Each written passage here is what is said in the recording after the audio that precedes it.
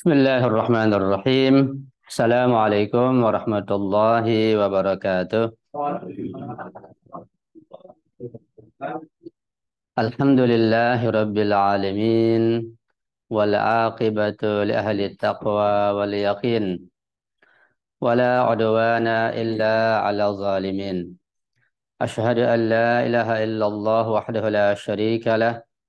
Wa ashhadu anna sayyidana wa nabiyyana Muhammadan abduhu wa rasuluh. اللهم صل على فاطمة وأبيها وبعلها وبنيها وسر المستودع فيها بعدد ما أحاط به علمك اللهم كن وليك الحجة بن الحسن صلواتك عليه وعلى آبائه في هذه الساعة وفي كل ساعة وليا وحافظا وقائدا وناصرا ودليلا وعينا حتى تسكنه أرضك طوعا وتمتعه فيها طويلا برحمتك يا أرحم الراحمين ربي اشرح لي صدري ويسر لي أمري واحلل عقدة من لساني يفقه قولي أما بعد Ikhwani wa akhwati rahimakumullah. Alhamdulillah wa syukurillah. Mari kita bersyukur kepada Allah Subhanahu wa taala. Pada siang menjelang sore hari ini kita masih mendapatkan nikmat yang besar, nikmat sehat walafiat, nikmat iman wal Islam dan berbagai nikmat yang lainnya sehingga kita masih bisa melanjutkan kajian kita tentang fikih muamalah. Mudah-mudahan apa yang kita pelajari ini betul-betul dapat bermanfaat dan bisa kita manfaatkan untuk mencapai kebahagiaan dan keselamatan dunia dan akhirat. Dan kita bisa mengamalkan dengan sebaik-baiknya insya Allah. Pada pertemuan yang lalu kita sudah selesai membahas tentang masalah al-ghibah, kemudian al-kidz, kemudian at-tawriyah, dan hal-hal yang lain yang berkaitan dengan masalah puji-pujian atau memuji orang lain. Kita masuk kepada bab baru dalam buku, bisa Anda melihat pada halaman 419, yaitu masalah an-namimah. Seperti ghibah dan yang lainnya, an-namimah juga biasa dibahas di dalam ilmu akhlak, karena masalah akhlak, masalah batin, masalah pembenahan hati dan ruh, dan juga dibahas dalam masalah fikih. Jadi dari satu sisi seperti ghibah ini, namimah pun dia termasuk pembahasan fikih karena bisa dimasukkan ke dalam masalah muamalah. Ya bisa mencari infak, mencari duit, cari nafkah dengan jalan namimah. Seperti ghibah juga. Karena itu masalah namimah bisa termasuk masalah fikih, bisa masalah akidah, bisa masalah akhlak. Tergantung dari sisi mana kita melihatnya. Nah, namimah diterjemahkan kalau bahasa Indonesia, apa terjemahnya namimah itu? Adu domba ya? Adu domba. Nggak ada terjemahan yang lain? An-namimah selain adu domba? Adakah terjemahan yang lain? An-namimah. Bahasa Jawanya cuma cucuk. Apa? Bahasa Jawanya cuma cucuk. Iya. Provokasi. Iya, mungkin itu lebih umum sifatnya. Ya. Terkadang memang istilah itu sulit untuk diterjemahkan. Itulah sulitnya memahami ilmu ketika istilah-istilah nggak bisa diterjemahkan. Baik dalam masalah akidah, masalah filsafat, masalah fikih, akhlak, dan yang lainnya. Jadi kita perlu memahami istilah itu. Ya, kayak sholat, zakat, humus, itu nggak bisa terjemahkan. Ya, humus apa terjemahannya? Ya, nggak bisa. Seperlima bukan terjemahan. Ya, itu istilah-istilah perlu kita pahami. Seperti namimah pun ini istilah yang perlu kita pahami. Jadi namimah itu paling tidak ada 3 unsur. Ya, kita sebut namimah aja ya, nggak usah ada domba. Namimah, an-namimah.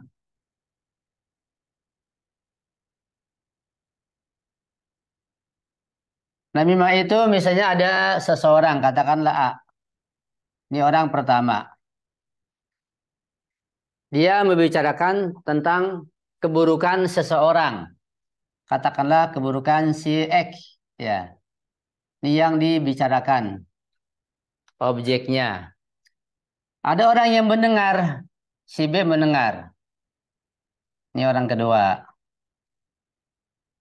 Ada tiga unsur yang menyampaikan, yang berbicara, ada objeknya yang dibicarakan, ada yang mendengar. Ada tiga unsur. Nah, namimah dari mananya? Namimah dia dari sisi si B ini. Si B ketika mendengar si A bicara tentang keburukan si X, nah, si B datang ke si X. Mengadu begitu. Mengadu, menyampaikan, melaporkan apa yang dibicarakan oleh si A tentang keburukan dirinya. Gitu. Namanya mengadukan masalah, melaporkan begitu. Sehingga kalau si X ini terpancing, dia emosi, keburukannya M-nya dibicarakan oleh si A, maka terjadilah kecekcokan, perkelahian. Itu namanya mengadu domba. Ya. Jadi ada tiga unsur. Nah, si A ini ketika dibicarakan keburukan si X, sedangkan dia tidak ada, apa namanya? Gibah, ya. Bicarakan orang lainnya tidak ada, dia menggibah. Si A gibah, menggibah, si B berbuat namimah. Jadi kalau begitu, di dalam namimah itu terdapat gibah. Ya. Si A mendapat dosa gibah. Si B mendapat dosa gibah juga, namimah juga. Karena dia mendengar gibah, double dosa si B ini. Iya. Karena dia mendengar gibahnya si A tentang keburukan si X, dia menyampaikan lagi ngadu, mengeluh gitu. Membicara keburukannya supaya dia terpancing dan terjadi percecokan, perkelahian. Itu namanya namimah. Maksudnya Ya. si B menyampaikan ke si X itu, Ustaz. Iya, setelah dia mendengar dari si A tentang keburukan si X, dia datang ke sini. Nah, datang ke rumahnya ngobrol, ya. Tadi anak ketemu si A. Dia kelihatan gak suka sama antum gitu. Kita provokasi lah begitu. Dipanci-panci panasin tentang keburukan si A lah, dia kan panas. Nah, ini si B punya mendapatkan dua kali dosa. Dosa mendengar gibah si A dan dosa namimah. Jadi salah satu dosa sosial yang sangat besar itu adalah namimah. Namimah pada tingkat tertentu, tingkat individu atau keluarga, ya kerusakannya sebesar itu. Tapi pada tingkat negara, ya tingkat nasional, internasional, jadi perang. Itu terjadi. Jadi gibah itu jangan dikira sekitar skup kecil saja, masyarakat saja. Enggak, namimah, gibah yang lainnya bisa sampai skup yang tertinggi. Bahkan di antara ulama terjadi namanya gibah dan namimah. Na'udzubillah menjadi terjadi itu. Bahkan di kalangan ulama Syiah sendiri bisa terjadi yang namanya gibah dan namimah. Itu sudah kelas tinggi. Ya. Di dalam namimah ada gibah. Makanya si B mendapat dua kali dosa. Ya. Sekarang bagaimana kalau antum misalnya? Antum sebagai X yang dibicarakan aib antum oleh si A. Si B datang ke antum. Antum mendengar si B lapor ke antum bahwa si A bicarakan kepada antum. Bagaimana sikap antum yang baik begitu? Yang akhlaki, sebaiknya bagaimana? Diemin aja satu. Yang lain menjawab bagaimana? Ya Bu? Pergi, Ibu. Nasihatin. Yang lain, ayo. Klarifikasi, ya itu lebih tepat lagi. Yang lainnya lagi bisa diperjelas. Dipertemukan. Apa lagi? Dibuat forum debat. Iya.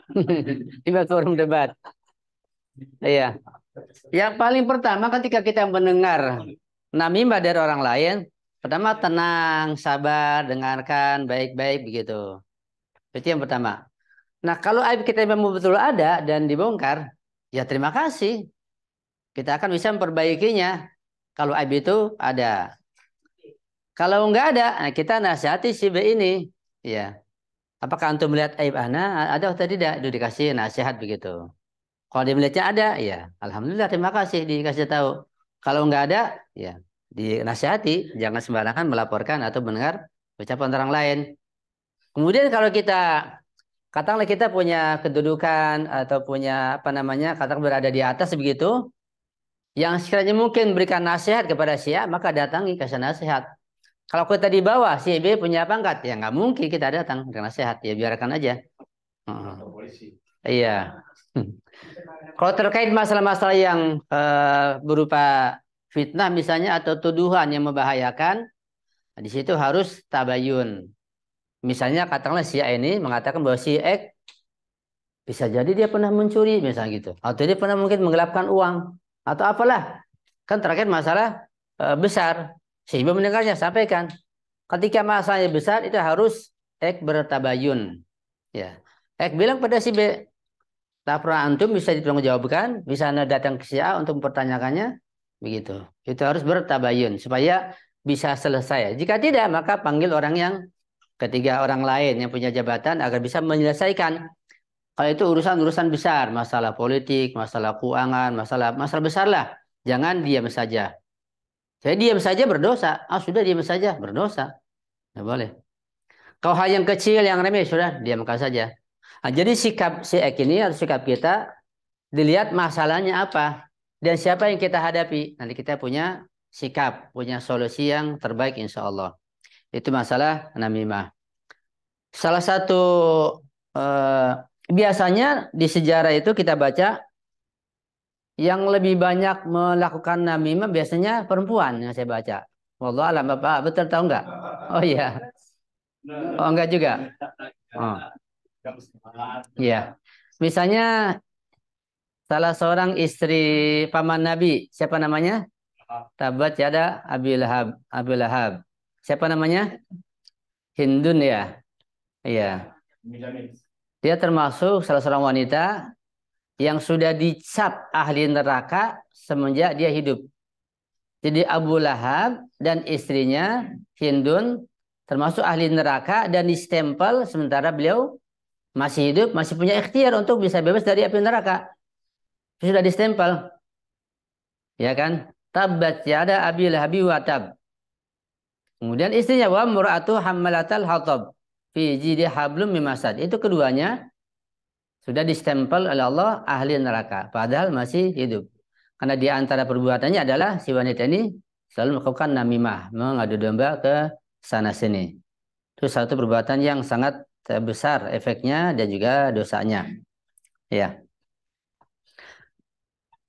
Kemudian sebagaimana gibah itu bisa dibayar, orang menggibah dengan tulisan, dengan ceramah orang menggibah di mimbar, di media sosial. Namimah gitu juga bisa dengan macam-macam cara. Jadi orang bisa dibayar untuk melakukan namimah mengadu domba.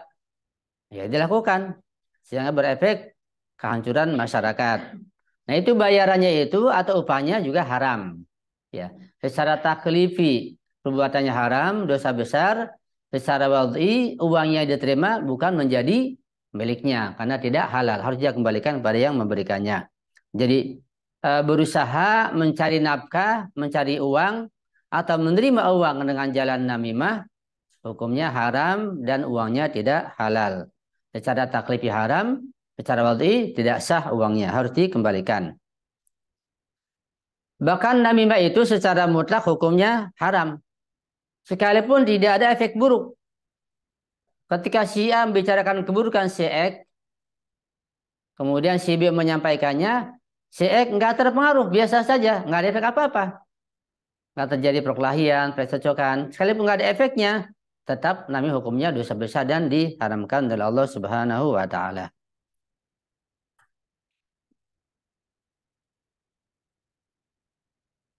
Kemudian terkadang baik itu berdusta atau ghibah juga namimah, ya hukumnya haram, tapi pada kondisi tertentu bisa dibolehkan namimah.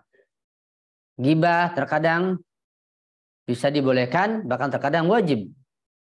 Ya. Juga misalnya dusta terkadang dibolehkan, terkadang wajib ketika untuk menyelamatkan nyawa. Namimah begitu juga, terkadang pada kondisi tertentu itu dibolehkan, bahkan bisa diharuskan. Kapan kira-kira namimah itu bisa dibolehkan? Ketika ingin menyadarkan personal, ahsan, iya. Bisa diperjelas contohnya?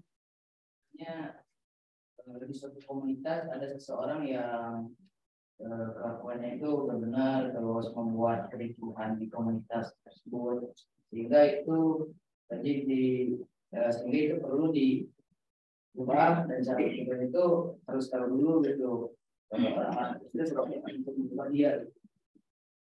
Jadi setelah diomongin secara bersama belakangnya terus disadarkan secara depan.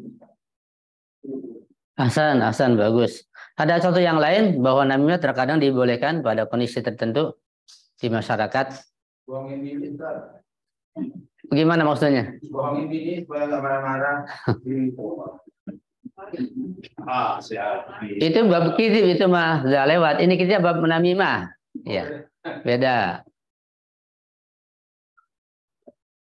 Menghindari orang lain kena tipu, misalnya dia seorang suka nipu orang gitu.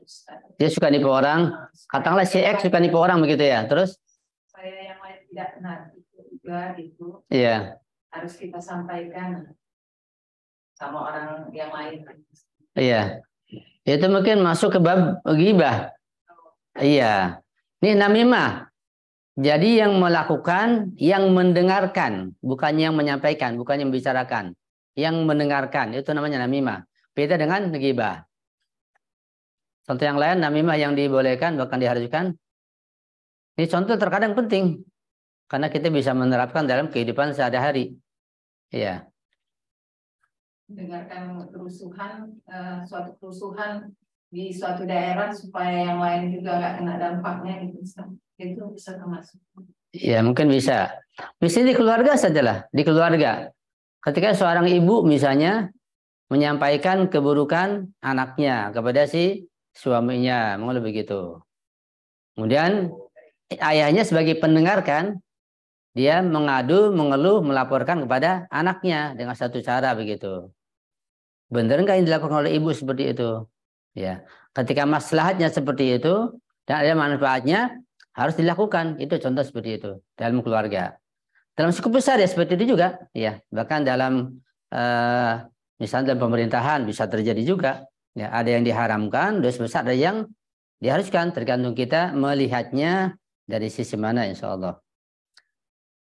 Bab namanya tidak banyak di sini dijelaskan, hanya beberapa masalah saja.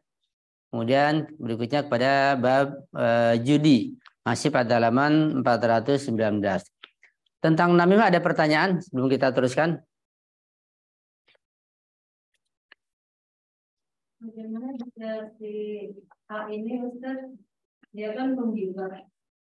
Si A ini kan penggibah gitu kan. Iya. Lalu si B ini si B ini hanya mendengarkan saja gitu. Tapi si A ini yang menyampaikan gitu, si X itu gimana Ustaz? Jadi si B ini posisinya hanya mendengarkan saja itu tanpa melakukan apa-apa gitu Ustaz. Itu hanya mendapat dosa ghibah saja. Ketika dia melaporkan, provokasi begitu, supaya terpancing si X ini, dia emosi, baru namimah. Ketika dia tidak melaporkan, tidak menyampaikan, tidak sampai terjadi namimah namanya. Iya. Iya, dapat dosa ghibah. Iya. Jika si B menyampaikan kepada si X, berarti dia menyampaikan samping si X dapat apa gitu? Itu satu penyakit. Penyakit batin, penyakit hati, penyakit ruh yang terkadang sangat sulit disembuhkan. Ketika sudah mendarah daging, seperti menggibah itu sudah asyik. Ketika kalau sudah asyik menggibah, sudah kebiasaan, di mana saja dia. Kalau nggak menggibah, nggak enak.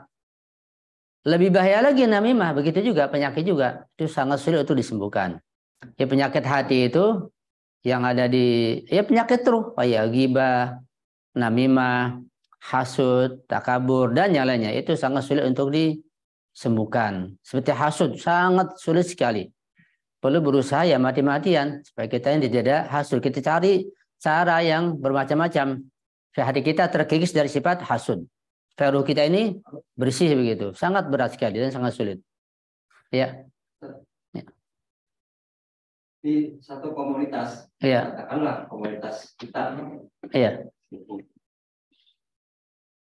ini cuma apa ya istilahnya, andai gitu ya, Pengandaian. pengandaian. Iya, Ada seseorang yang karena penampilannya, katakanlah hal-hal yang syariat, bahkan sudah menyentuh akhlak, dia jadi bahan buah bibir gitu ya. Artinya satu dengan yang lainnya sudah menggibah yang bersangkutan.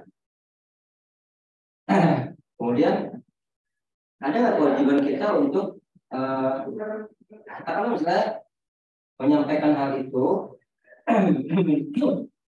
bukan dengan bahasa menghasut atau malas-malasin gitu ya, tapi minta semacam klarifikasi tadi. Contoh konkretnya gitu kan. Ketika kita waktu masuk sholat, semua sholat dia nggak sholat.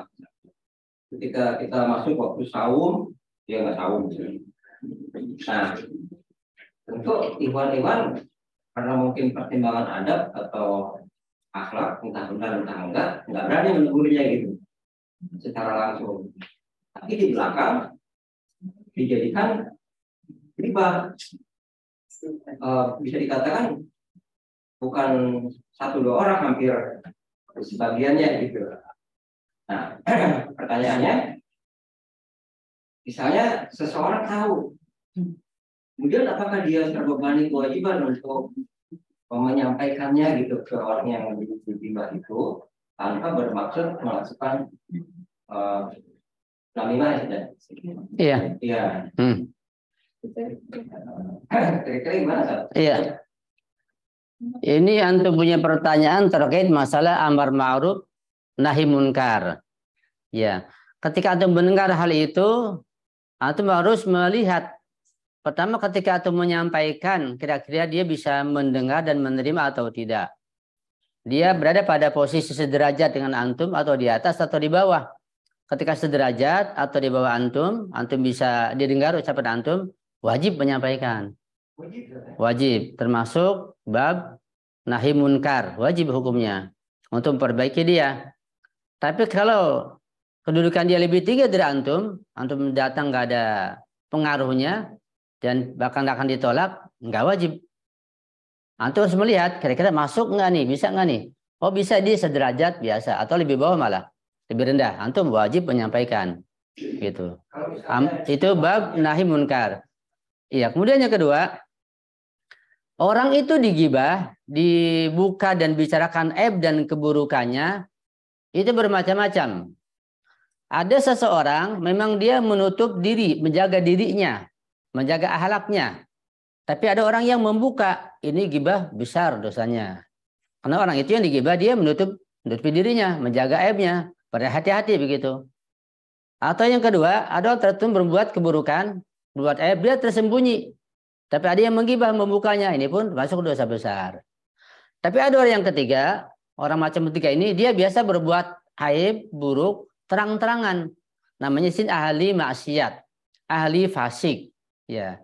Kalau sudah pada tingkatan ahli fasik, ahli maksiat, sampai pada tingkatan nifak, munafik, itu harus diselesaikan dengan cara yang lebih keras lagi. Yang tadi dengan lembut, dengan santun, dengan satu cara yang tidak menyakitinya, kan dia tersembunyi. Tapi kalau sudah ahli fasik, itu sudah ada bab tersendiri. Bisa dengan kekuasaan, dengan kekerasan, dan dengan terang-terangan. Bahkan kalau sudah membahayakan masyarakat, perbuatan buruknya itu harus diumumkan supaya orang lain tidak terkena dampaknya. Jadi macam-macam. Jadi orang digibah itu bermacam-macam. Ya, jangan sampai kita melakukan sesuatu dengan sengaja menyebabkan orang menggibah kita. Ya, kita mencari peluang, mencari sebab untuk digibah orang. Ya, juga berdosa juga. Kita yang penting berusaha untuk menutupi diri kita dari berbagai keburukan. Orang membuka atau orang menyingkapnya, ya itu lain halnya. Kalau sudah begitu nanti dapat pahala besar. Artinya kalau kita menutupi diri kita dari aib, kita berusaha berakhlak baik, berusaha jadi orang baik, tapi tetap ada aib kita. Ada yang bicarakan orang lain, aib kita dibuka. Nah, di situ kita mendapat pahala yang sangat besar. Dosa orang itu yang menggibah kita, dosanya ya pahala dia dipindahkan ke kita. Dosa kita dipindahkan ke dia. Ya, dosa dia double jadinya. Gitu. Jadi usaha kita adalah memperbaiki diri kita insya Allah. Ya. Tadi gimana Pak Aceh, ada lanjutan? Sudah jelas? Jelas lah. Ya. Artinya gini, Ustaz. Ketika orang tadi dianggap oleh kami, gitu saja, oleh kami kurang ada keburukan lah ya, ada keburukan dalam tanda kutip. Anak langsung aja dalam tanda kutip ini artinya ketika kita sholat dia nggak sholat, gitu. Iya. Ketika kita sahur dia nggak sahur. Iya. Nah, kalau di belakang kita nggak ada masalah gitu. Iya. Ketika di depan kita, kemudian di belakang mereka, di belakang dia, kami ini satu dengan lainnya membicarakan itu sebagai sebuah keburukan. Gitu. Nah, tadi pertanyaan anak, gimana menyikapinya? Jika anak sejajar atau di atasnya, bisa diingatkan langsung. Iya. Sama bersangkutan. Iya. Tapi kalau anak di bawahnya, sia-sia gitu ya. Iya. Nah, terlepas di atas atau di bawah, udah diingatkan. Kalau di atas atau kalau di bawah, udah dibiarin. Iya. Tapi orang itu nggak berubah sekali. Gugur nggak kewajiban seseorang itu? Iya. Kalau tetap dia pada pendiriannya nggak berubah, gugur kewajibannya. Ya, harus ada orang lain, ya ulama atau pemerintah atau ada misalnya polisi amar ma'ruf munkar itu yang melakukannya. Itu bukan tugas kita lagi. Kalau di negara Islam itu ada tingkatan lebih tinggi yang menangani hal itu sampai ke pengadilan dan ke mahkamah begitu. Iya. Ini ada pertanyaan dari Kasa Niar. Bagaimana jika yang digibahi itu, lalu bagaimana menyikapi si namimah itu karena banyak merusak di masyarakat, meski itu bukan aib, tapi sesuatu yang tidak benar, sudah dinasihati, tapi puluhan tahun orangnya tidak sadar. Tetap saja begitu, bukan namimah sih, tapi dia kadang-kadang cerita dan diceritakan ke orang-orang dia ngarang sendiri. Wah, ini sudah campur aduk ini antara namimah, ghibah dengan dusta. Ya, ala kulli hal, di sini ada poin penting perbedaan antara amar ma'ruf nahi munkar dengan namimah. Iya. Jadi seseorang dia bisa dianggap melakukan namimah karena niatnya, karena tujuannya. Tapi di saat yang lain pun, kalau dia punya kedudukan, dia punya ilmu, dilaksanakan hal itu bisa termasuk amar ma'ruf nahi munkar, begitu. Tergantung kedudukan dia. Jadi bisa dibedakan. Nah, kalau namimah tujuannya adalah provokasi, merusak, mengadu domba supaya berantem, itu namimah namanya. Tapi buruk, tapi kalau tujuannya itu mengislah, menasihati, memperbaiki, itu bukan lagi namimah. Itu malah dianjurkan. Nah, maka si pendengar ini, pendengar ghibah dari si A itu juga bermacam-macam. Ya, kalau yang membenarkan ghibah, si A menggibah, si B mendengarkan. Kalau B punya kedudukan, dia punya ilmu. Nah, dia menasihati si A jangan membuka komentar orang lain. Nanti kepada si X dia pun datang untuk memberikan pencerahan. Itu yang lebih bagus lagi. Ya, yang berusaha itu ketika sudah dinasihati seperti itu, sudah dilakukan nasihat, anjuran, ya sudah dibiarkan karena akan sulit memperbaikinya. Ada tugas orang lain yang lebih tinggi kedudukannya untuk memberikan nasihat dan memperbaikinya insya Allah. Ya bukan tugas kita lagi kita orang biasa tidak akan didengar. Ya. Tapi Ustaz, umumnya misalnya contoh si A menceritakan si C gitu kan. Iya. Tentang kejelekannya si B ini kan punya istilah kayak mukanya mungkin menasihati si C ini kan ya. Iya. Kalau ketiga ini. Iya. Umumnya kan kalau orang ketiga ini kalau di misalnya kamu saya dengar saya lihat info kamu orang yang begini kan, dia bisa marah nanti sama si A yang ceritakan itu bagaimana? Iya, karena itu si B yang mendengar cerita tentang aib si X dari si A harus bijak, harus ngerti betul. Dia sebagai apa kedudukan di masyarakat. Kalau orang biasa, ya jangan sembarangan menyampaikan. Kalau punya kedudukan ya sampaikan, harus mengerti. Dan harus mengerti kondisi si X. Kalau bakal marah ya jangan datang, jangan disampaikan. Malah jadi bahaya. Jadi nanti menimbulkan keributan lebih luas lagi. Jadi si B yang mendengar harus bijak dan mengerti tentang dirinya. Dia kedudukannya sebagai apa gitu. Sekarang bicara kawan masyarakat, tanggung jawab si B ini yang mendengar kita tadi kan Ustaz bilang tadi mungkin dia punya kewajiban, bisa jadi punya kewajiban menyampaikan. Berarti kita dengan pertimbangan ini lepas ini dalam tanggung jawab. Enggak, si B ini kalau dia nggak punya kedudukan, jadi menyampaikan malah ditolak, dia cari orang ketiga, cari ustadz, ulama, siapa yang mampu menasihati si X kalau betul-betul ada keburukannya dan aibnya begitu, ada kekurangannya. Memperbaiki ibadahnya, sholatnya, apalah begitu. Jadi cari orang yang lain, kebijakannya begitu. Kalau dia tidak mampu, lakukannya sendiri. Ya. Ini Ibu Setiawati, ya Waalaikumsalam, bagaimana kalau kita diajak bicara tentang informasi yang bersifat ghibah? Kan bingung kalau tiba-tiba pergi atau ditinggalkan, tapi kalau didengarkan takut tidak bisa menjaga supaya tidak menceritakan ke orang lain. Ya. Memang sangat sulit ya. Boleh kalau sudah teman dekat biasa ngobrol menggibah orang lain, serba salah. Ditinggal nanti tersinggung, diterusin, ya berarti mendengar gibah. Jadi harus bijak. Kita harus cari celah di mana bisa memperbaiki atau paling enggak mengurangi keburukan yang digibah itu. Misalnya, enggak kok, saya dengar dia baik, enggak begini-gini. Jadi harus pandai bercerita atau pandai menetralisir begitu. Kalau bisa ditinggalkan, tinggalkan dengan alasan. Oh iya maaf saya ada janji. Oh maaf saya apalah WC. Apalah dengan alasan 1000 alasan diusahakan. Sudah ada janji mau ke WC, lapar apa. Iya. Supaya bisa meninggalkan. Karena wajib meninggalkan. Seperti ada hidangan. Ya makan daging bangkai saudara. Kita diajak mau ke situ. Ya kita harus meninggalkan. Karena baunya luar biasa. Nah ghibah seperti itu. Nah, ulama mengatakan sebagian bahwa menggibah itu seperti seseorang yang memakan daging bangkai saudaranya. Seperti mirip aja. Tapi ulama Ahlul Bait dan ulama Irfan Eropa semuanya mengatakan bukan seperti hakikatnya begitu. Hakikat batiniah. Karena ada hakikat lahiriah, ada hakikat batiniah. Nah, hakikat batiniah yang tahu para Eropa, para Imam Ma'asum, Rasulullah, kita nggak tahu. Ya, jadi orang yang sedang menggibah itu, ya lahiriahnya dia bercerita dengan lisannya, dengan suaranya, itu lahiriahnya.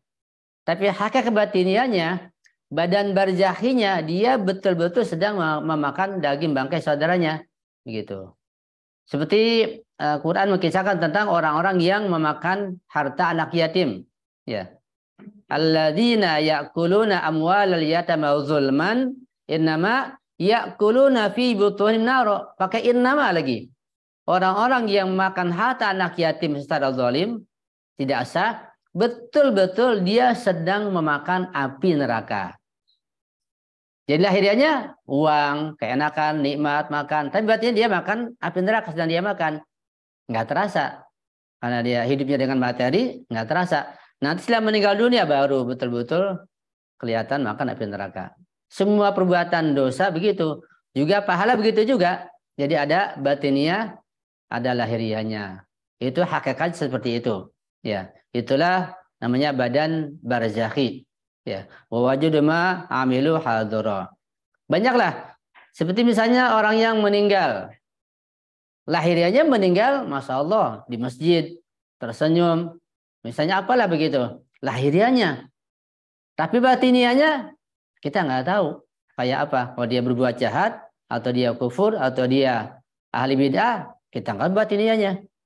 Lahirnya orang meninggal dunia ditembak, ya, atau langsung dibunuh mati, selesai. Lahiriahnya. Tapi nazaknya dicabut nyawa oleh malaikat penyebut nyawa, berapa lama kita nggak tahu. Itu nggak kelihatan oleh kita. Lahiriahnya Imam Husain luar biasa sakitnya, kita sedih. Lahiriahnya dipenggal, diputuskan, diinjak-injak, luar biasa. Itu lahirianya. Batinianya, beliau sudah ke alam surga duluan. Fisiknya mau diapakan nggak ada urusan. Begitu. Ini makna batinnya. Tapi dari si hikmah pelajaran lain lagi, si pahala lain lagi, kita harus mengenang. Itu banyak sisi yang dipelajari. Ya, kita nggak bisa memahami satu sudut saja. Semua kita pahami dari berbagai sudut sehingga kita paham. Ini ahlaknya, ini fikihnya, ini akidahnya, sini irfannya, terus dipahami semuanya. Nah, kita bisa luas kita punya wawasan. Begitu. Jadi masalah-masalah seperti ini harus kita pahami juga secara fikih, secara akhlak dan irfan sehingga luas kita punya pandangan insya Allah. Ada soal yang lain? Kalau enggak kita masuk ke bab judi ya. Iya, silakan. Titipan dari Pak Fahri. Iya. Ketika kita mau sholat Jumat, nggak kebagian khutbah pertama, apa yang makan khutbah kedua, hanya bisa ngikuti di sholatnya gitu. Iya. Itu gimana? Sholatnya sah. Sholatnya sah nggak apa-apa. Dianggap sah, dianggap ikut sholat Jumat. Oh, gitu. Walaupun ketinggalan khutbah pertama dan kedua. Iya. Iya, sah. Ya. Kan kita nih ada seseorang yang ngomongin kebenaran seseorang, tapi si audiensnya itu yang diajak ngobrolnya itu nggak tahu orangnya itu orang yang mana gitu, nggak kenal kan. Nah, itu termasuknya juga mana atau gimana? Iya, kalau dia nggak kenal, nggak mungkin dia mengadukan, mengeluh. Berarti nggak terjadi namimah. Tapi gibah termasuk. Ketika jadi menggibah itu nggak mesti yang kita dengar kita kenal, nggak mesti. Walaupun dosanya berbeda, tentu dikatakan dosanya. Karena itu wajah batini yang menggibah bermacam-macam. Ya. Quran menjelaskan seperti orang yang memakan daging bangkai saudaranya. Tapi di hadis-hadis berbeda-beda. Ya. Berbeda-beda badan barjahinya atau hakikat batiniahnya. Nanti bisa buka di kitab Arba'un Hadisan Imam Khomeini. Bagaimana?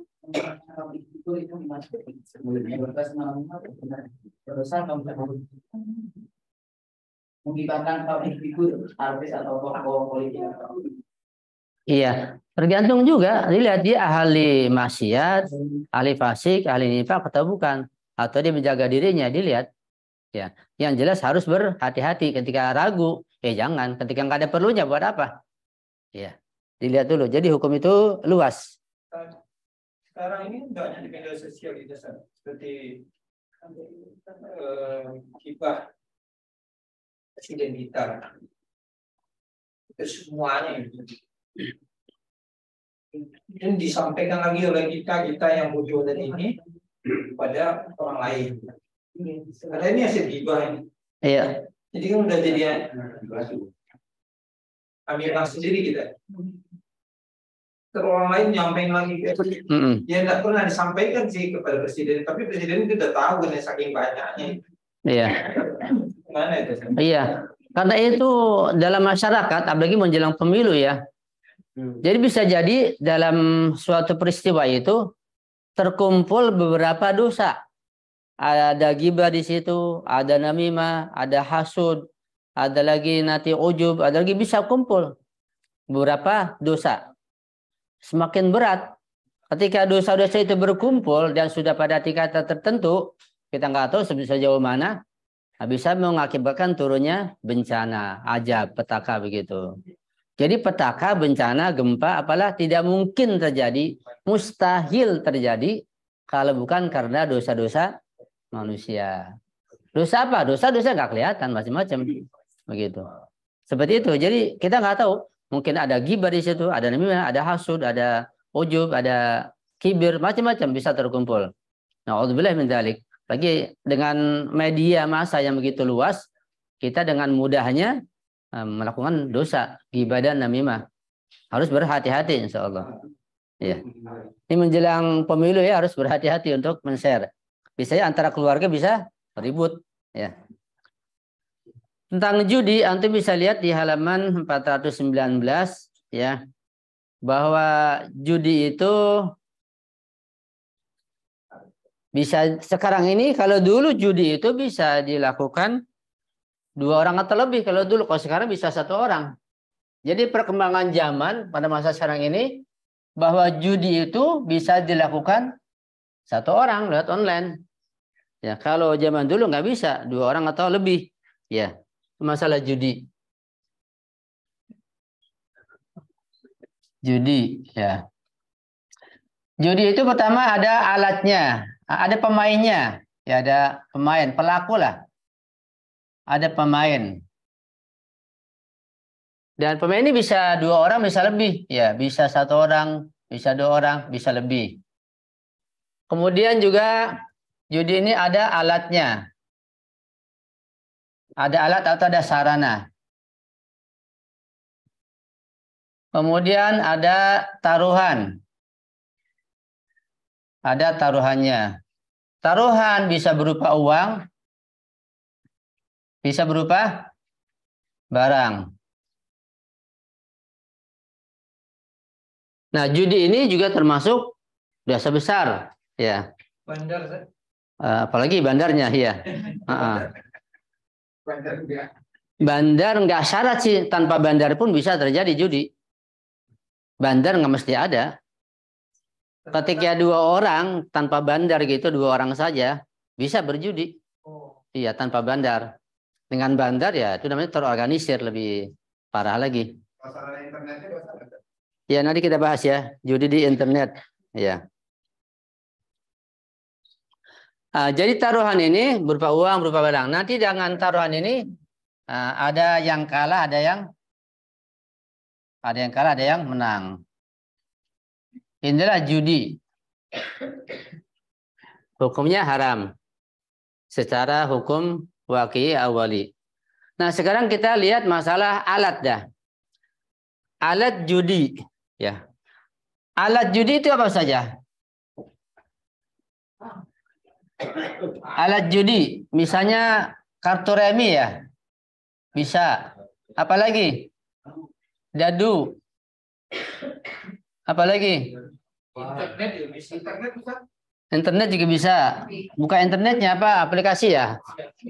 Aplikasi. Aplikasi. Apalagi? Ya. Dan lain-lain, masih banyak lagi, ya. Termasuk sebagian pendapat catur juga bisa juga, ya. Dan lain-lain. Ya, sebentar dulu ya, sebentar dulu. Nah, alat-alat ini, alat-alat judi itu terbagi 2. Jadi alat untuk digunakan buat berjudi terbagi 2. Ada sebagian alat betul-betul biasa digunakan buat berjudi, nggak digunakan buat yang lain. Ada alat biasanya bukan buat berjudi, tapi digunakan buat berjudi. Ya. Nah, menggunakan alat yang biasa digunakan buat berjudi, biasanya buat berjudi, ya, biasanya buat taruhan, berjudi kalau menang. Kemudian digunakan tidak ada taruhannya, pemain biasa, tetap hukumnya berdosa dan haram. Ya, misalnya alat buat berjudi biasanya apa? Dadu ya. Dadu lah katakanlah. Dadu ini alat yang biasanya digunakan buat main judi. Ada taruhan, ada kalah menang. Ya. Pada suatu hari seseorang dia memainkan dadu, nggak ada taruhan, mainkannya sendiri. Karena ini ada alat judi, maka dia berdosa, tidak boleh. Karena alatnya alat judi. Tapi yang lain, ya, katakanlah apalah begitu, suatu alat yang bukan alat judi, ketika dimainkan untuk berjudi ya haram. Tapi ketika dimainkan bukan untuk berjudi, maka tidak bermasalah, tidak apa-apa, karena bukan alat judi. Mengenai catur ada 2 pendapat, mana saya jelaskan. Catur itu sebagian dulu mengatakan, seperti Syekh Bejat, catur itu adalah alat judi, kata Syekh Bejat. Sehingga orang bermain catur tanpa taruhan pun, tanpa niat judi, tetap berdosa. Menurut beliau, karena catur adalah alat judi. Kata Rabar, catur bukan alat judi. Tapi penilaian alat judi atau bukan tergantung huruf masyarakat setempat. Ketika di suatu masyarakat catur sebagai alat olahraga dan nggak ada judi di sana, maka catur bukan alat judi. Ya. Tapi di tempat yang lain, catur dijadikan sebagai alat judi, ada taruhan, maka catur di sana sebagai alat judi. Nah, di sana memainkan catur tanpa taruhan pun berdosa karena sebagai alat judi. Tapi di sini misalnya sebagai olahraga. Jadi pandangan terhabar lebih luas. Itu ada ikhtilaf ulama. Nah, secara hukum awali, ya, main catur itu dibolehkan menurut terhabar ketika tidak ada taruhannya sebagai alat olahraga.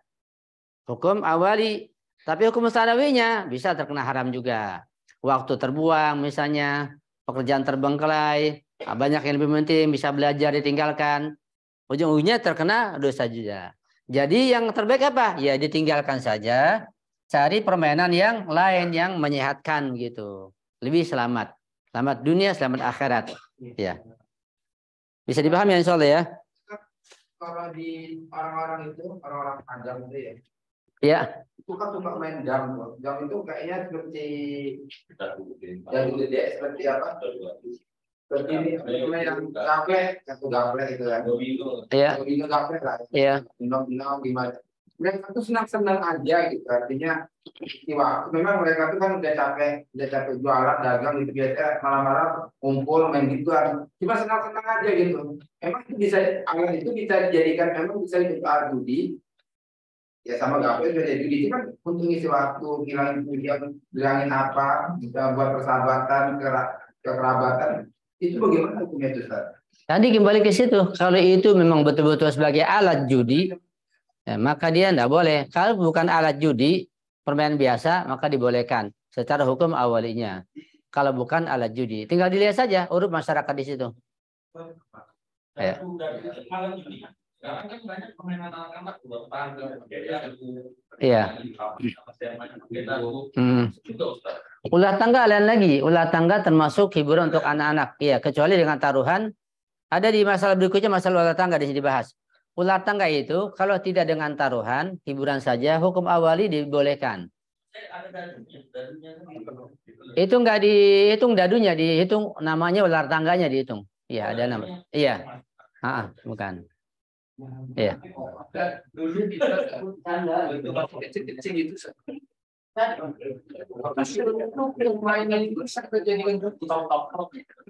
iya. Mainan itu sampai jadi mobil lewat. Iya. Angkanya bisa dijadikan judi. Mau orang lewat bisa kita jadikan judi. Iya.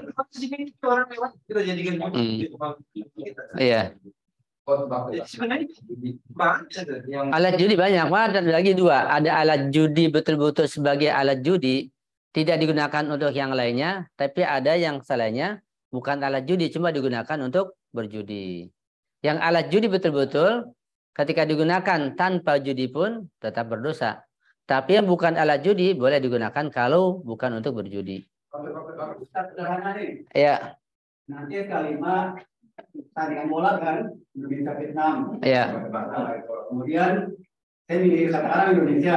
Iya. Kalau saya menang, Indonesia tampil saya. Itu masih judi kan? Ya, nanti ada kita bahas belum sampai. Sampai insya Allah sebentar lagi. Iya. Sabar dulu. Iya. Tuh nanti kita masuk ke masalah bab kompetisi ya. Masalah kompetisi, ya. Yang biasa digunakan untuk kompetisi itu apa saja? Bola ya. Olahraga macam-macam.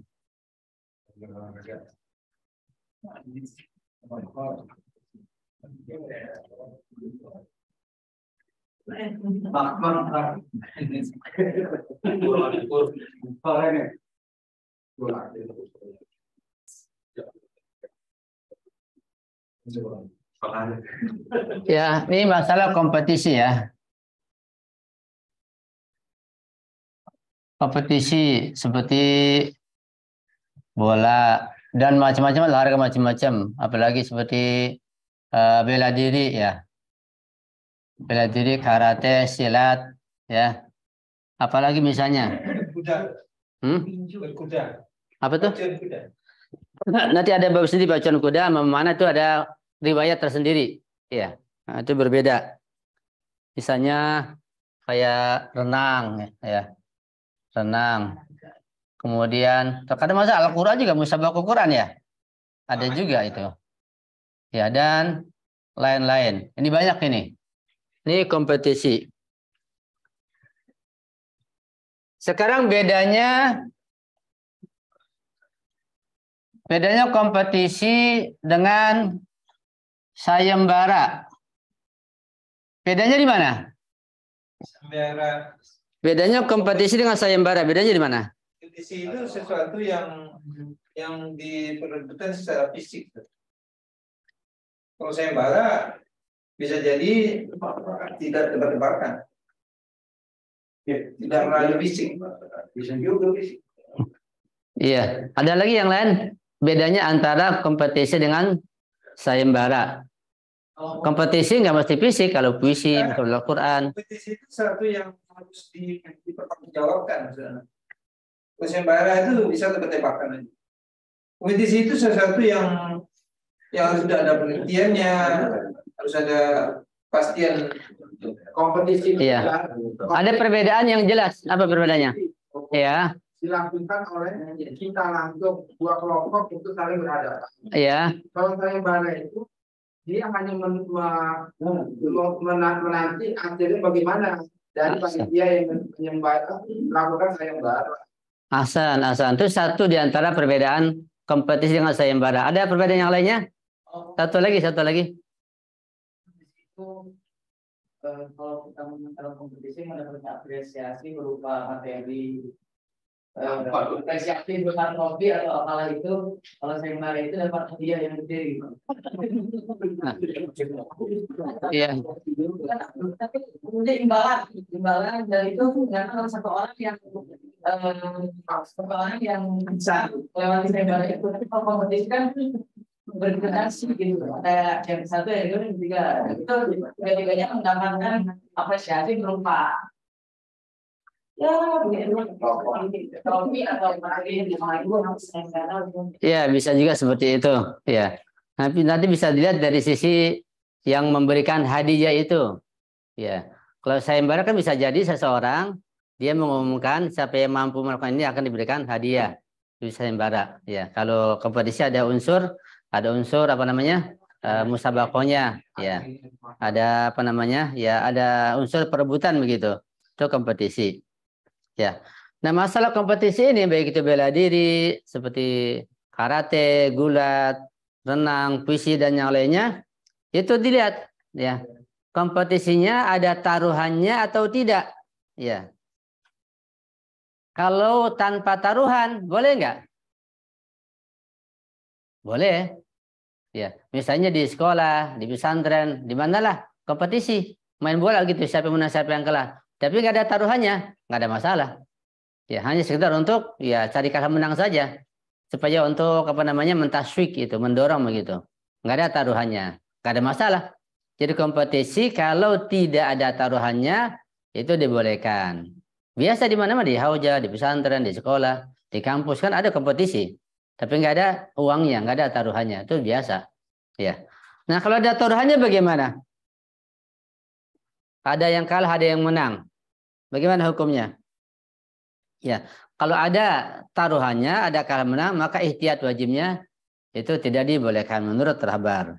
Di kompetisi apapun, kalau ada taruhannya, ihtiyat wajib tidak dibolehkan. Kalau ada taruhannya, ya.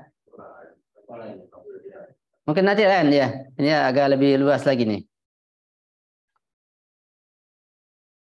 Ya. Kemudian mengenai tadi kuda dan memanah, ya. Sekalipun ada taruhannya, ini khusus ada riwayat, beda dengan yang lain. Maka saya katakan untuk kuda, pacuan kuda dan memanah itu ada riwayat khusus. Sekalipun ada taruhannya, dia tetap dibolehkan. Ya, ada menang, ada kalah, dia dibolehkan. Ya. Sekalipun dengan ada taruhan.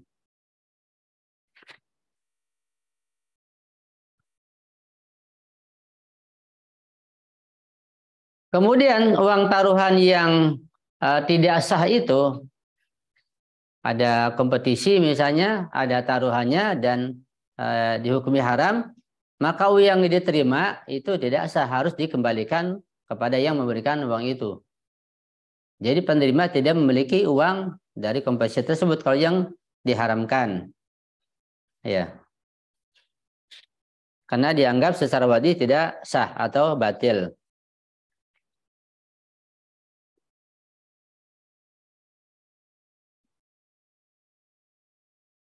Berarti kalau ada pacuan kuda, tiba-tiba kita berjudi dengan seseorang itu tetap sah ya Ustaz?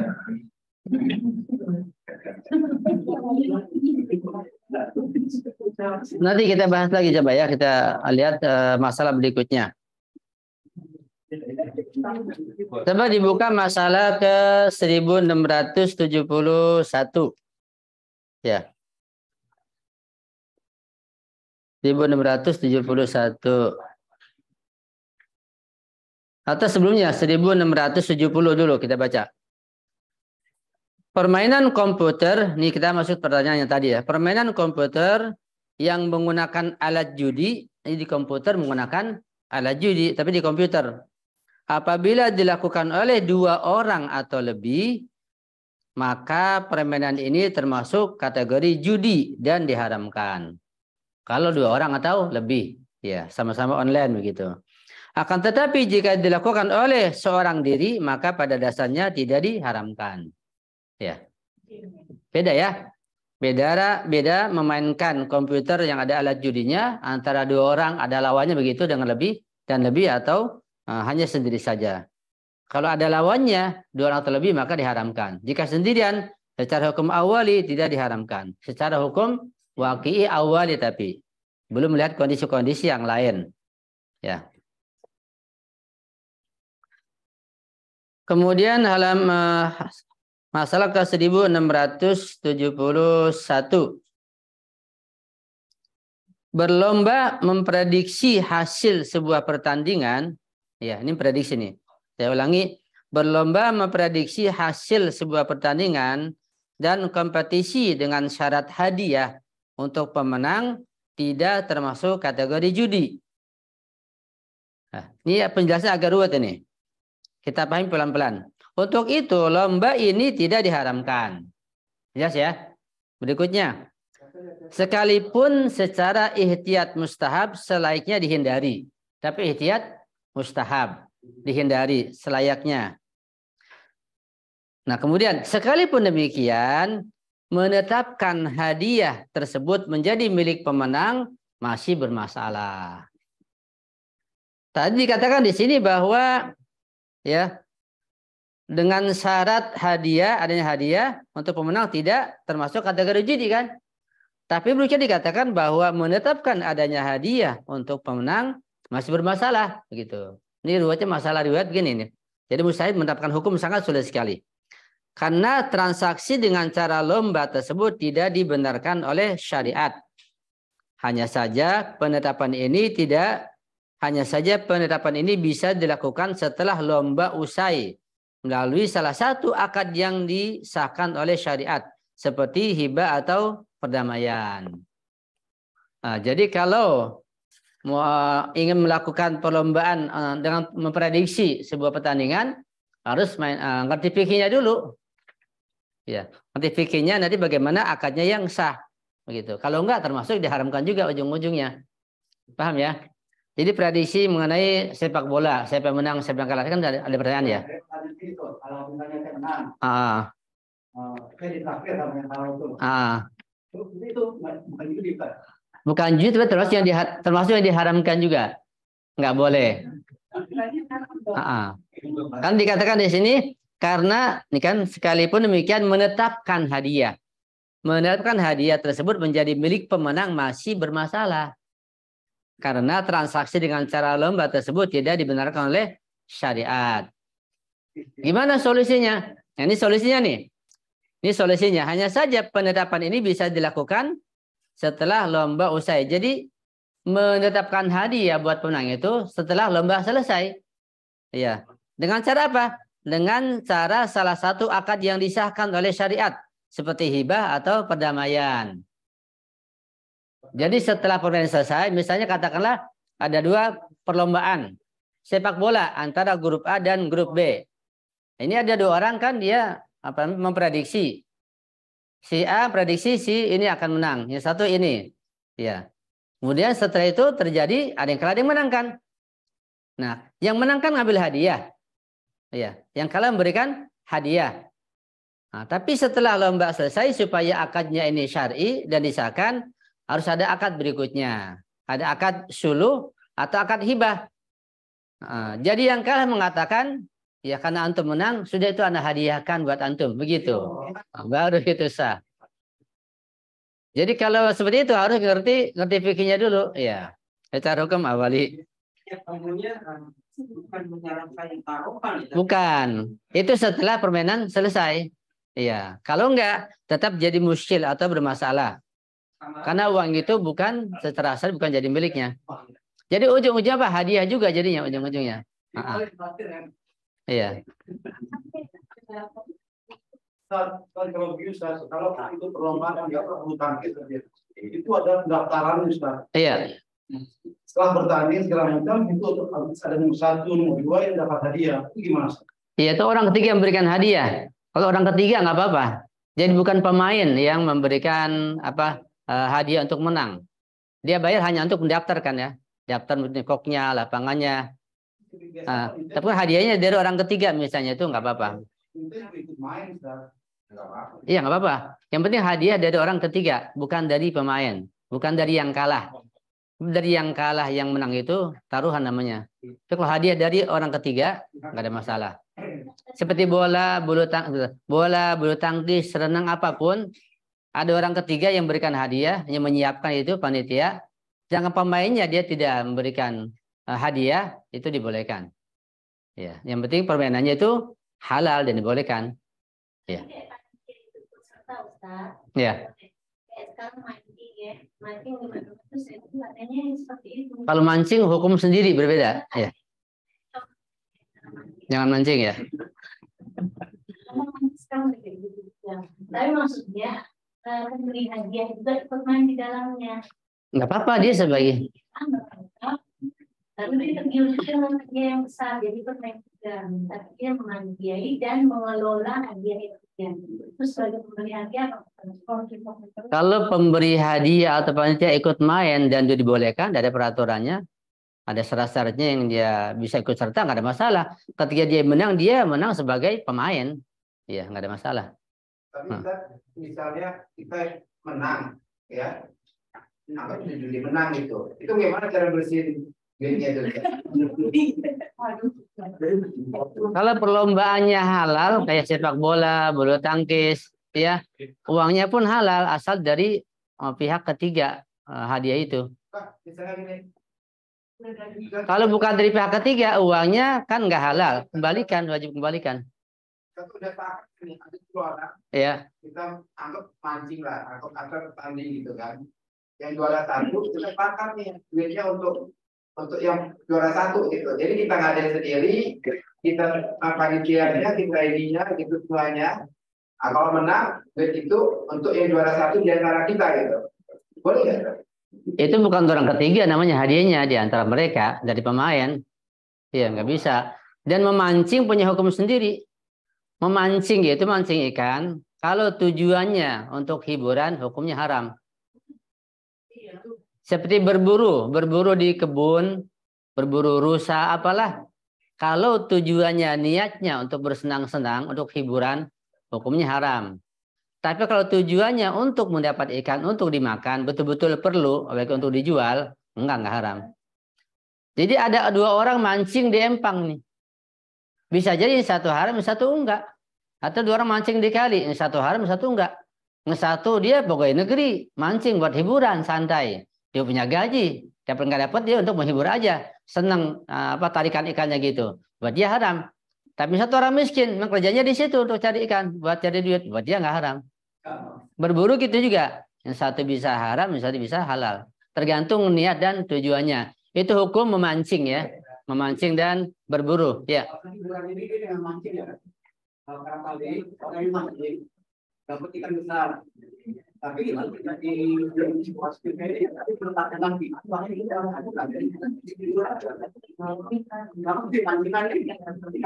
Iya. Kemudian ada apa? Tergantung niat sejak awal. Ketika mau mancing niatnya ngapain? Mau hiburan atau mau ngambil ikan? Kalau betul perlu ikan, kenapa dilepas lagi?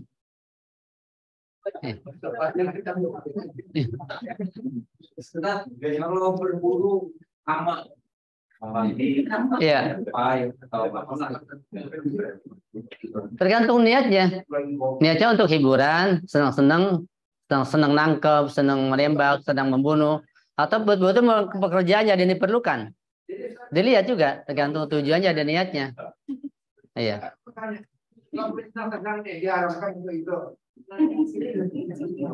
Iya, untuk mancing dan berburu, ya. Kalau tujuannya, iya. Artinya kan misalnya nih kita di kampung, kita nggak punya masalah ikan, masalah apa, kadang-kadang nggak perlu nyari juga udah ada. Gimana kita senang apa?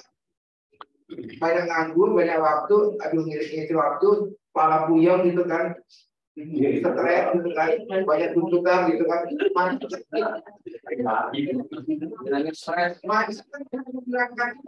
Iya, kalau niatnya mancing ikan, dapat ikan untuk dimakan, betul-betul diperlukan untuk dimakan, ya dibolehkan, nggak apa-apa. Walaupun ada unsur hiburannya, pasti ada unsur hiburannya, nggak apa-apa. Iya. Iya. Pastilah gitu kan. Masalahnya awalnya bukan karena kebutuhan, tapi memang untuk ngilangin stres, itu banyak. Dilihat aja, dilihat. Nah, sisi mana yang lebih dominan?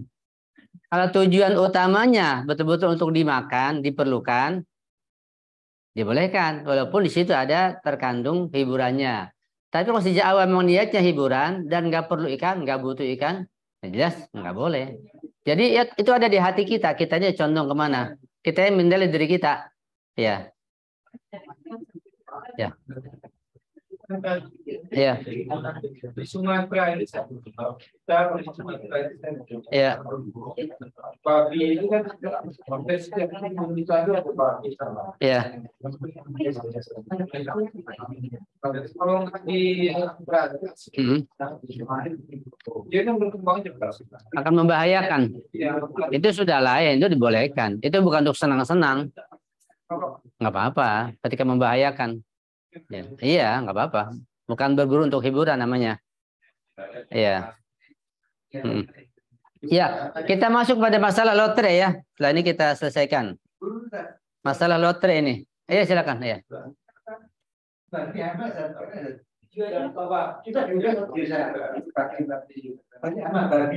Iya. Ya, kalau dia mau membahayakan, dibunuh, nggak ada masalah, boleh. Iya, nggak apa-apa.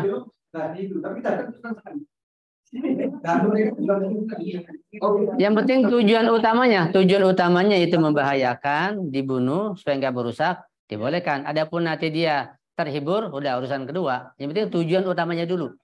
Tujuan pertamanya, niat awalnya itu yang penting. Ya. Kenapa? Iya. Bisa laku dijual, jadi duit boleh kan? Nggak boleh, kecuali kalau dijual untuk makanan binatang lain, bukan untuk manusia, dibolehkan. Kalau untuk makanan manusia dijual nggak boleh. Kalau untuk makanan hewan yang lain dibolehkan. Manusia lain Nggak boleh. Sekalipun orang kafir non muslim yang membeli, yang memakan, tetap nggak boleh. Ya.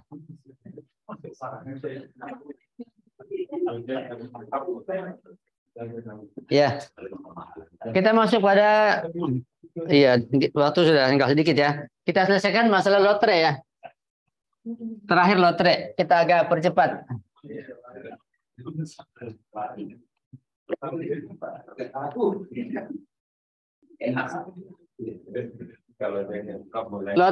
Lotre biasanya itu terkadang menggunakan kupon ya, lotre itu. Kupon itu ada yang bisa digunakan buat lotre, ada yang bukan untuk lotre. Kupon. Nah, kupon ini berupa kertas biasanya. Kalau dia digunakan buat lotre, maka hukumnya nggak boleh. Hukumnya bisa berdosa. Nah, ada penjelasannya. Tapi kalau kupon ini bukan untuk lotre, bisa dibolehkan. Itu globalnya begitu. Jadi kupon ada dua macam, bisa buat lotre, bisa bukan buat lotre. Itu masih global seperti itu. Nanti kita bahas perinciannya. Ya. Nah, kupon yang bukan buat lotre, seperti kita belanja di mall, di supermarket, di manalah, kan dikasih kupon itu, dikumpulkan, nanti diundi, dapat hadiah, itu dibolehkan. Karena kita dapat kupon, nggak beli langsung, tapi kita belanja dapat kupon. Kita nggak ke mall untuk niat beli kupon itu, enggak, ini niat belanja. Ya, jadi dengan belanja dapat kupon, dikumpulkan dapat hadiah, diundi, itu dibolehkan, nggak ada masalah.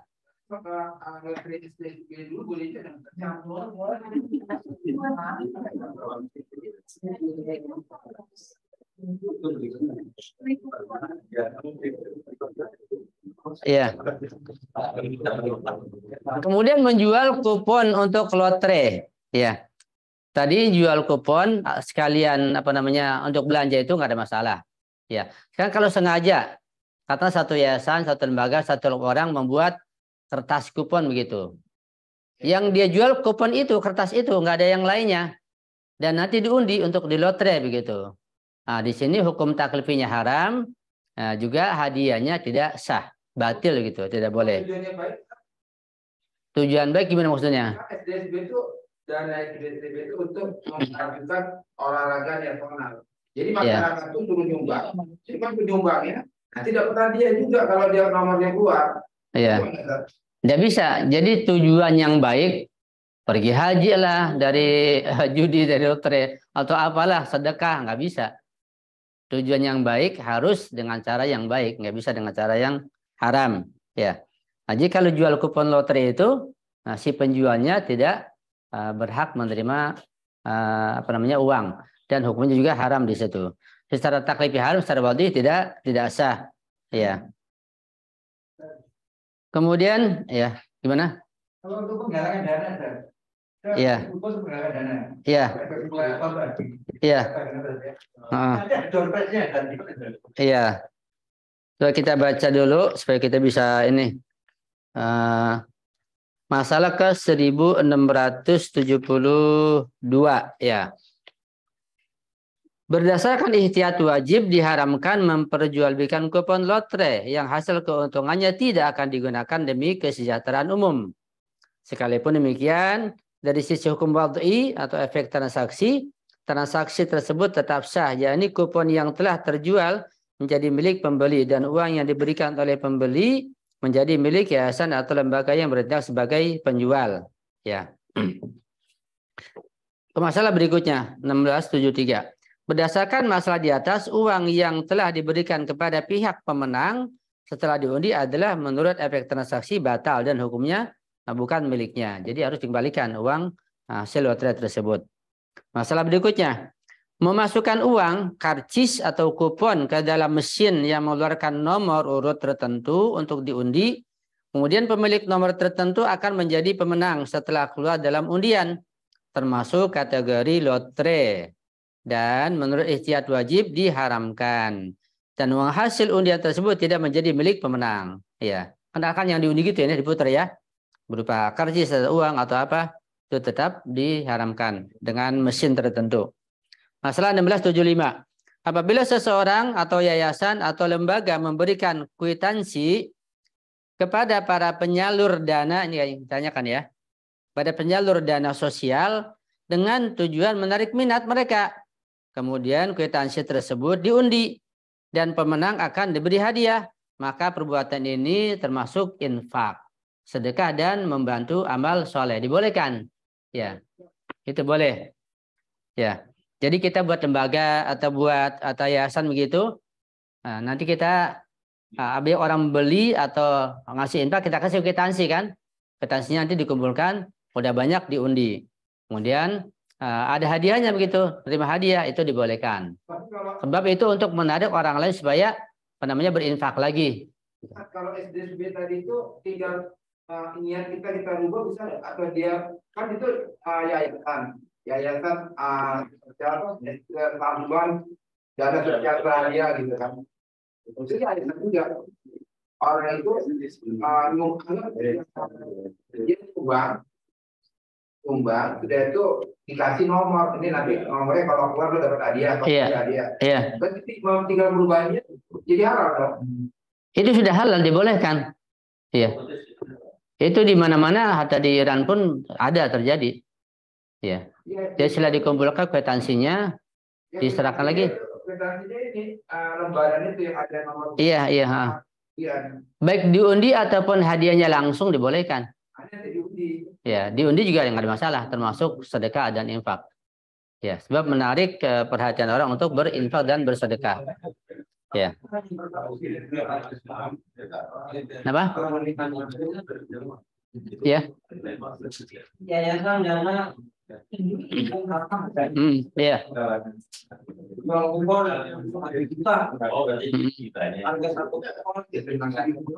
Ya. Jadi uang dari jamaah dijadikan sebagai hadiah untuk jamaah.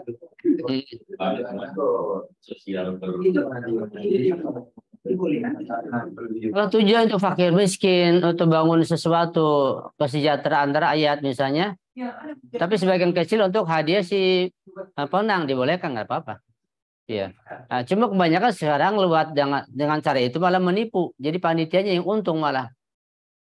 Dengan cara itu ada penipuan juga. Ketika tidak ada penipuan, hanya panitianya betul-betul melaksanakan untuk sosial, nggak apa-apa. Tapi kalau panitianya tujuan menipu, ya nggak boleh di situ ada penipuan. Harus betul-betul ikhlas, tidak ada penipuan. Pada unsur penipuannya nggak boleh. Jadi betul-betul untuk kesejahteraan masyarakat, untuk sosial. Ya. Kemudian masalah 1676. Hadiah yang diberikan oleh pihak bank kepada para nasabah dengan tujuan menarik minat mereka adalah halal. Jadi nggak apa-apa. Ya. Hadiah dari bank yang diberikan oleh pihak bank. Ini ada pertanyaan. Jika bekas minuman keras dijadikan alat untuk minuman biasa, gimana hukumnya Ustadz? Ketika sudah disucikan lagi dengan sabun dicuci, nggak ada masalah, boleh. Ya. Iya, botolnya atau kaleng atau apa, setelah disucikan nggak apa-apa, boleh dan jadi suci. Ya, ada soal yang lain? Kalau nggak ada, kalau merek mah nggak jadi masalah, nggak najis ya. Ya.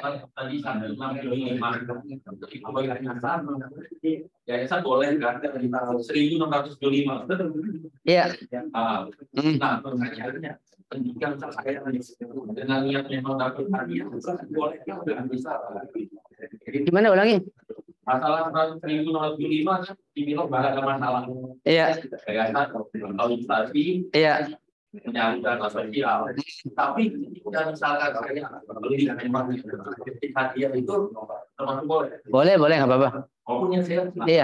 Iya. Boleh. Pantesan itu ya.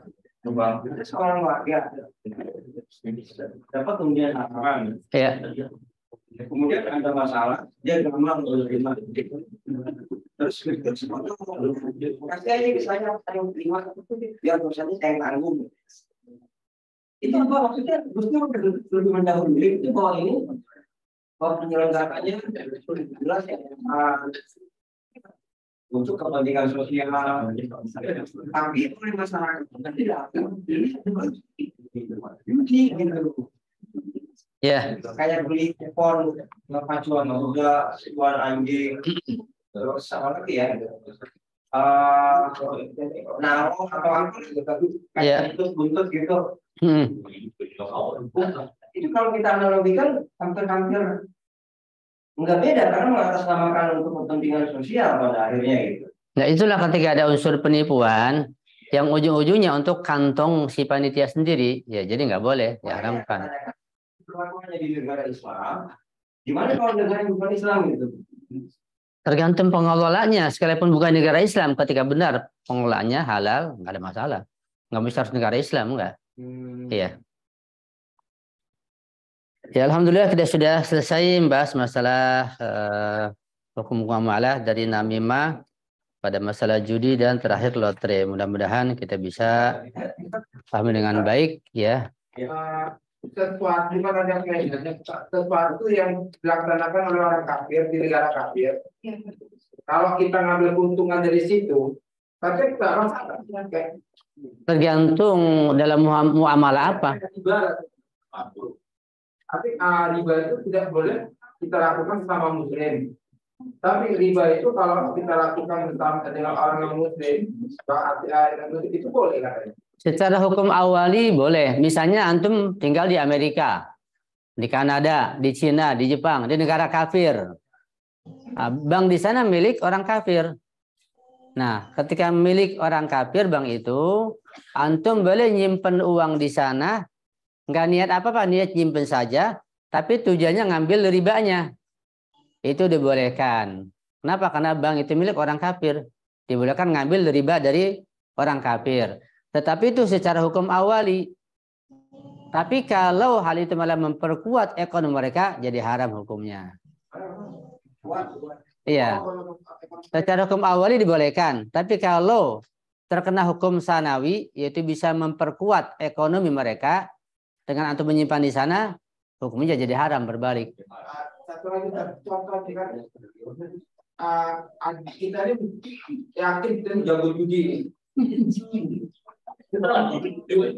di negara kafir gitu. Harapan kita bisa menang banyak duit, kita tumbangin sama muslim-muslim Indonesia yang ada di mana-mana gitu. Tetap aja nggak boleh sesuatu yang baik, tujuan baik, lewat cara yang tidak halal, ya nggak boleh. Harus caranya halal juga. Walaupun caranya salah, ya dengan cara judi, tetap tidak boleh. Ya. Shallu ala Muhammad wa ali Muhammad. Salli ala Muhammad wa ali Muhammad. Allahumma salli ala Muhammad wa ali Muhammad. Allahumma salli ala Muhammad wa ali Muhammad wa ajil farajum. Mari kita baca doa kafarat bersama-sama. Bismillahirrahmanirrahim. Allahumma kun liwaliyikal Hujjat ibnil Hasan salawatuka alaihi wa ala abai fi hadhihi as-sa'ah wa fi kulli ساعة وليا وحافظا وقائدا وناصرا ودليلا وعينا حتى تسكنه أرضك طوعا وتمتعه فيها طويلا برحمتك يا أرحم الراحمين. Sekian, mohon maaf. Assalamualaikum warahmatullahi wabarakatuh.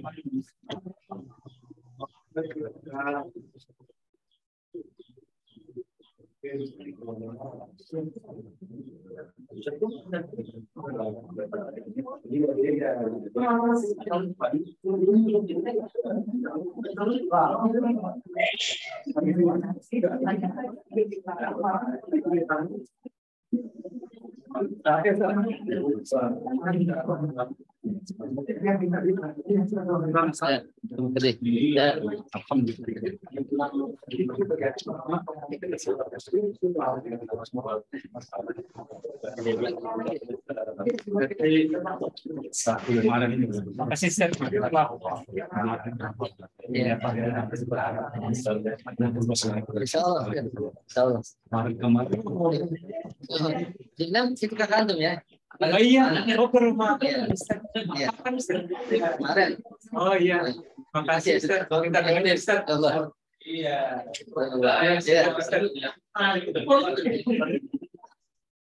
Alah.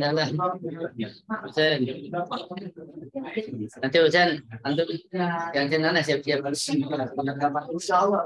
Iya, siap insyaallah. Alah. Ya, sama istri.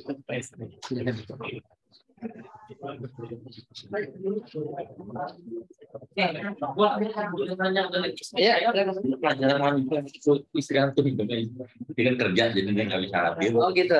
Dia dengerin juga sambil kerja, hampir ada sedikitnya. Iya. Nah, dia 2 minggu lalu dijelasin waktu itu di PCI sisi harus tarik ini dia bilang kok dijelasin misal wanita itu 9 hari umumnya biasanya kebiasaan 9 hari Enggak, beda-beda. enggak maksudnya yang case lagi kebiasaan 9 hari jadi pelajaran waktu itu biasa 9 hari kemudian dia di hari kelima berhenti Terus ke-6 dia sholat, ke-7 dia sholat, ke-8 lagi, keluar lagi ya. 8 sampai ke-9 ya. Normalnya di 9 umum kebiasaan dia. Katanya ke-6 dan ke-7 dia sholat itu dikodok. Berarti bebek dia nggak sholat dong sampai ke-9. Itu gimana ya? Jadi dia kaget. Tanya dia lagi. Coba aja. Uma, ada yang tanya ini istri tentang Bapak Heri. Yang waktu 2 minggu yang lalu sampai istri saya ikut online, cuma sambil kerja. Jadi kadang bisa saya kasih bang. Itu itulah. Kalau wanita, kebiasaan itu tidak kali jadinya dari di hari rumah penting. Ustaz. Itu sekarang nggak? Iya. Terus saya lihat ini dulu jawabannya.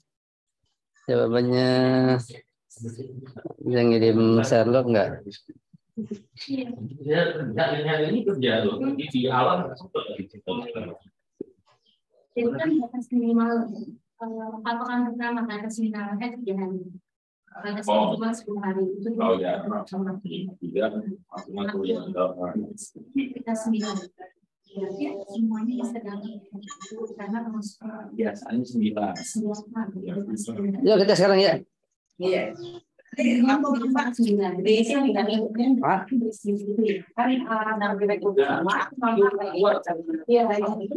Ikut aja kalau muat nggak mau ikut. Kamu pada naik motor kan? Iya, naik motor stopnya doang. Lah, gimana ada orang gitu? Dia bertiga yang cowok. Topik ini. Kan yang diperlukan cuma Pak Hari doang buat ngeliatnya doang ya, nggak ada perlukan. Pak Hari aja. Pak Hari aja ya, nggak perlu. Mobil buat berapa orang? Wah, terima. Kalau mau mereka di belakang, di belakang. Iya di belakang, nggak apa-apa kalau mereka ikut juga di belakang, duduk ke belakang aja.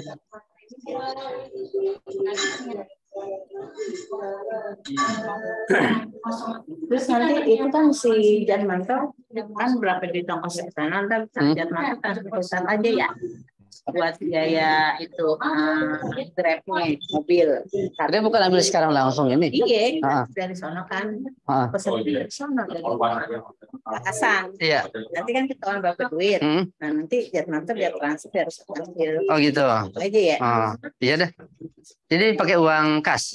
Iya. Uang kasnya iya. Saya juga lagi kosong lagi krisis. Nggak ada infak yang masuk.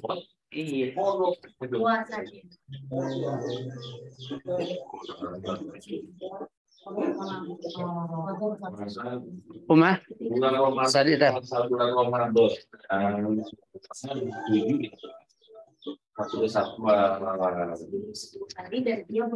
Bukan disolat. Bukan disolat. Setelahnya dikerjakan nggak dosa. Ya kan, karena dia lihat suci, dia harus lakukan. Tidak lebih dari 10 hari dan kurang dari 10 hari kan. Tidak lebih dari kurang dari 10 hari. Tapi hari 9 suci lagi. Berarti semua yang bilangin orang-orang. Iya. Apa itu? Jadi saya nggak makan, nggak akan bawa. Makanya Pak. Nasi aja, saya di mobil aja dah. Nasi ayam. Oh aja, iya makanya. Nanti di mobil aja kalau ada makanan lain. Tapi ada sayur sih. Nanti aja di mobil. Tadi makan gampang. Pak Edi, Pak Edi kemana nih? Nanti ini punya orang bawa dia, paling punya bahan itu nggak pakai ini. Jadi kemana Bedi? Mau dibawa kan mungkin Pak? Karena itu menjadi kita kalau menjadi Iya, apa lagi cas? Hah? Enggak punya Pak Edi. Ya, aku turun dulu deh.